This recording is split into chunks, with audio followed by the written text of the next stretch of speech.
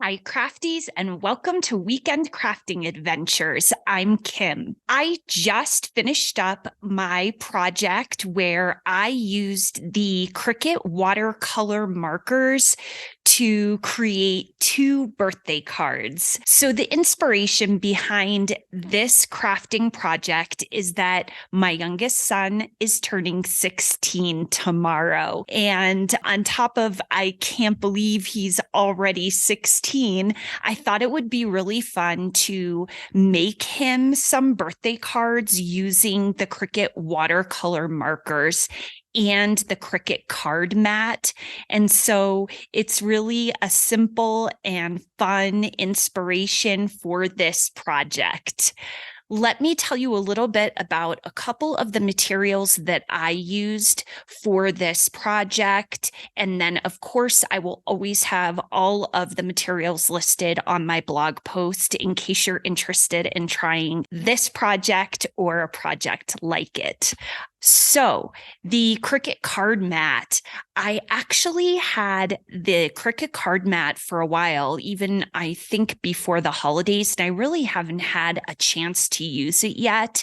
But the Cricut card mat I have, and then the Cricut watercolor markers, those come in a set with just a basic set of primary colors and the water brush marker comes with that set as well. I also needed some watercolor paper. I did choose, because I was making cards and using the card mat, I chose to use the Cricut watercolor paper for this project that actually already comes in a card, and you just go ahead and have Cricut put the design on those. You do not need to use the Cricut watercolor paper cards. There's lots of watercolor paper out there, and you can create your own cards if you want. I just already had purchased the watercolor paper cards, and so I chose to use those for this project. So let me tell you about the experience of making these cards and using the watercolor pens for the first time. I decided that what I've learned doing projects when I'm just trying something for the first time is to go simple. And so I chose two of the watercolor projects in Cricut Design Space to create my cards. Obviously, I'm making birthday cards. So I did choose one design that had balloons, 3 balloons on it, very simple design. And for that one, I did add in the number 16 and put it into one of the balloons because he's turning 16 to kind of personalize the card. And I also chose a font to use to put on the outside of the cards, both of them, Happy Birthday, Michael. And so finding these watercolor project images in Cricut Design Space is fairly simple. They're all bunched together. You can search for watercolor under the project type or the operation, and you're going to find actually quite a few different watercolor images and options at this time. So that was pretty simple. The other design I chose was candles. And my thought was to have a bunch of different color candles going across the front of the card, and then at the top, Happy Birthday, and at the bottom, Michael. The only candles that I could find in the watercolor options was 3 different candles. And so I did need to do a bit of editing to that actual design in order to create the card the way that I wanted it to look for my son. And that took a little bit of time. The original design has, like I said, it's got 3 candles, and they're all with the colors of orange and yellow, that kind of thing. And I knew I wanted to do something a little different. I wanted to have a bunch of different colored candles with different patterns on them going across the card. So that did take me a little bit of time to figure out the design, but really with the way that you can use the contour function to take different pieces of designs out, it didn't take me too long to get the design exactly the way I wanted. Finding a font that I wanted to use, this took me a little bit of time. My original plan was to have Cricut with just a fine point marker write the words and the 16 on the cards. And I quickly learned, once I got into the watercolor part of this project, that was not the best option for obvious reasons. Putting water with a fine point pen is going to create not such a good look. So that was a little bit of a fail on my part, which always happens when I'm trying something new. So it really didn't take me too long to adjust that writing font and find a little bit of a thicker font to use to create a watercolor look that I could also use those markers with for the lettering and the number 16 on my cards. So once I had my designs figured out, I did create a guide the size of the card that I was going to be using on Cricut Design Space to size my balloon design, my candle design, and all of the fonts and letters for my Happy Birthday, Michael, and the number 16 that I put into the balloon. I believe the card size I used was 4.75 inches, and they are square and they're really cute. I actually love the little size of these cards. They're big enough to put in a nice design on the front and message on the inside, but they're not too big, and I thought they'd be perfect for this project. So that's the size guide I made using the guide tool in Cricut Design Space.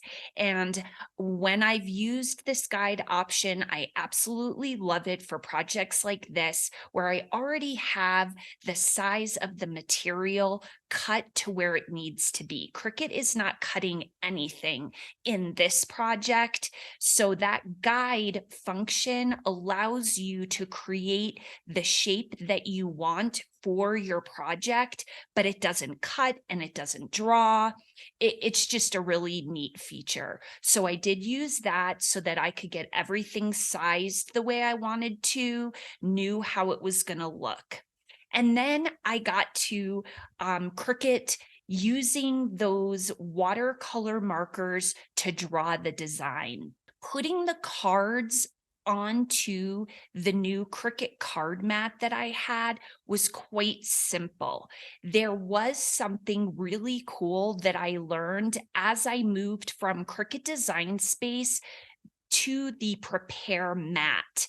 Before you load that mat into the Cricut and the magic happens, you have the option of actually choosing the card mat. And that was really cool. I didn't really realize that that was an option, but it was.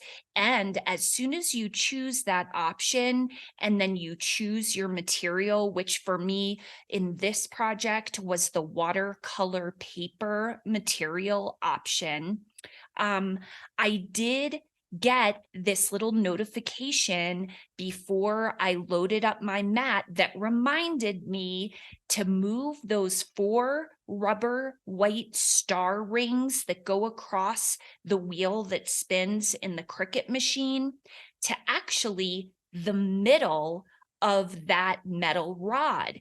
I had never done that before. In all of the projects that I have had to move those rubber star rings, I've always just pushed them all the way to the right side. But actually, the Cricut card mat is designed with a space in the middle on that mat where those 4 rings can roll right down the middle, and they put no indentation on your card or material. So that was really cool. That was the first time that I had noticed that and tried that. So that was very cool. Next, you make sure, of course, when you're in Cricut Design Space, I had to make sure that the marker choice I was choosing was a watercolor marker. For me, on my Cricut Design Space, I use a Mac computer. It was all the way down. The last options under marker were the watercolor options. And then Cricut tells you, once you load in that mat with your card in the card mat, what marker to put in. And that is really simple. It prompts you the entire time, put in the blue marker, put in the red marker, as it beautifully draws out the design onto the card. That whole process is really easy, really straightforward, simple process. So then my design is on my cards, and I get to the part of actually doing the watercolor. And this was one of the most enjoyable parts and projects that I've done in a really long time. For me, that watercolor brush and using it with the different colors on the watercolor paper just was really relaxing and enjoyable for me. But I did run into a couple of problems, challenges as I was learning to use this Cricut watercolor brush.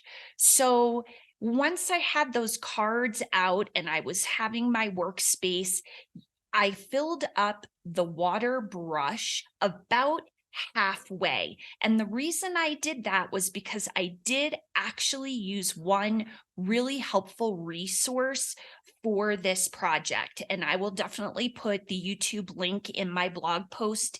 It is a YouTube tutorial called How to Use Cricut Watercolor by Let's Get Clacking. And I just really enjoyed her straightforward tutorial on the different aspects of using the Cricut watercolor pens on watercolor paper. Anyway, she suggested to start off with only filling that water brush, which is just straight water out of the tap that you fill up into this brush tip pen, and that is what you're going to use to create that watercolor look and effect. So she did advise to just fill it halfway and really kind of get a sense of how much water was coming out of the tip of the brush, and to be, I think the term she used was light-handed. And I will tell you that was some of the best advice that I got out of that tutorial. Really, the little bit of water goes a really long way with the Cricut watercolor markers. And with a heavier hand, if I would have used more water, and at points I did, because you have to squeeze the brush to kind of clean it on some paper towel in between colors, which then gets that water going down into the tip again. And then it could be a lot of water on the end of the brush. And that just causes the colors to bleed a little bit more than what I wanted for my project. So that was something I had to learn. I will tell you that the balloon design, I did that one first and it really came out well. The balloons were all a single color, and I did a blue color for the writing, and I matched the 16, that color, with the color of the balloon that I put it in the middle, because I knew I wanted to be simple to start. Watercolor is such an incredibly cool art, and this is just a tiny little start into the watercolor world. And of course, using the Cricut, it's fun. It's a different way to use the Cricut, which is one of the reasons I love trying all of these different projects. But again, you know, I am not a watercolor artist. I'm dabbling and trying these different things with the Cricut as I go. So anyway, the balloons worked really well. I was really excited. It was really enjoyable. And then I got to my second card, which actually was the candles. And I got a little bit too excited and put too many different colors into the individual candles to start. And I did actually end up probably having to reprint the candle card, I would say 3 times, because 2 of those times I kept trying to blend the colors with the water. And what ended up happening is either I had too much water and it just, the lines blurred and it just didn't look the way I wanted it to, or I had combined, let's say, the yellow with a purple. So of course the darker color is going to really bleed. And I really struggled trying to get a clean way and a nice blend between the darker colors and the lighter colors. So this probably was the piece that took me the longest. I had to go back into Cricut Design Space and simplify my candle design. I still was going to do a bunch of different colors, but every candle was only going to have one color marker that it was the entire way through. So let's say I have a purple candle, a red candle, a blue candle, and the design was the same color as the candle. I made that choice because I wanted to enjoy this project, and it was getting a little bit frustrating for me trying to figure out the right combination of markers, dark and light, that would blend well together with the Cricut Water pen. So the only piece that I left a little bit different for each candle was I did keep in a little bit of yellow by the flame. And knowing how the colors bleed, as I worked with the markers, I had a better understanding of how much water to use, which colors were going to really bleed more than other colors. And so I knew I could just gently get that yellow in where the flame was for each of those candles. So the cards came out great. I love them. I cannot wait to fill out a personal message in the cards to my son on his 16th birthday. Like I said before, the actual watercolor process, wow, it's really relaxing and enjoyable. I think I actually enjoyed it more than I thought I was going to once I simplified down my design into just those single colors. It really made a difference for me as a beginner. So let me tell you about my crafting keepers for this episode. My first crafting keeper is the card mat. This is such a cool addition to the cutting mats, in my opinion. I am excited to be expanding my card making skills. And with this card mat, it really sets you up for success in terms of lining up your designs and just the ease of the project. So I am a big fan of the Cricut card mat. There's a few tips and tricks to learn about how to keep the mat clean and loading your card in and out of it. But really, it was a pretty easy process. So that is my first crafting keeper. And my second crafting keeper for this episode, or project, should I say, is the rubber star rings. Learning that in some projects, I actually can move them to the middle as opposed to pushing them all the way over to the side. It just opens up some options. So if there is another project that I'm doing, I don't have to be stuck in the mindset that always those star rings have to be pushed all the way over to the right.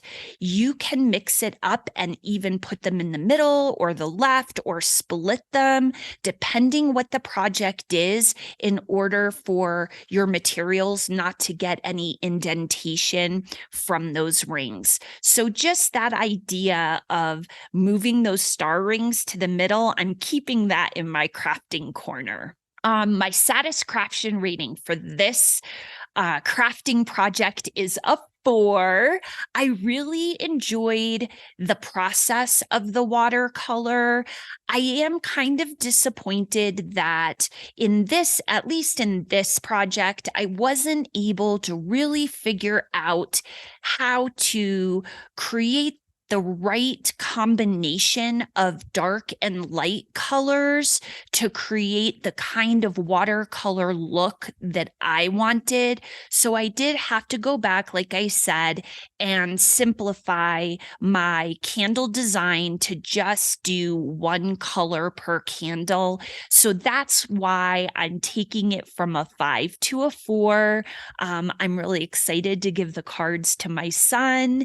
And I will tell you that this is a project where I will be putting my card designs from Cricut Design Space onto the blog post. I'll make a Cricut Design Space link so that if you are interested in checking it out and you do have Cricut Design Space, you will be able to access the exact project that I did and edit it into something else if you want. Get crafty with it. But I hope that this inspires you to try the Cricut watercolor markers. I'll definitely be exploring them more and doing a little more research on the blending and how to get that best watercolor effect. But until our next crafting adventure, take care. That's all for this episode of Weekend Crafting Adventures. Now go get that Cricut machine off the shelf and get crafty. For more information on this crafting project, interesting tips, tricks, and techniques, visit WCApodcast.com. Until next time, when we embark on another adventure.